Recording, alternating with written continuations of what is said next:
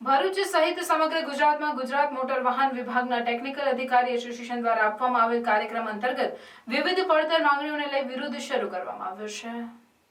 Non technical સ્ટાફે કાળી પટ્ટી પહેરી વિરોધ નોંધાવી આંદોલનનું રણશીંગું ફૂંક્યું હતું. હાલમાં ગુજરાત મોટર વાહન વિભાગના ટેકનિકલ અધિકારીઓ દ્વારા પોતાની મુખ્ય માંગણીઓમાં પ્રોહિબિશન સમય 10 વર્ષ થયા હોવા છતાં કાયમી કરવામાં આવતા નથી. આરટીઓમાં આવતા અરજદારોને ટેસ્ટ ટ્રેક જૂની હોવાથી અને કોઈપણ જાતની સિક્યુરિટી ન હોવાને કારણે નાગરિકોને મુશ્કેલીઓ પડે છે.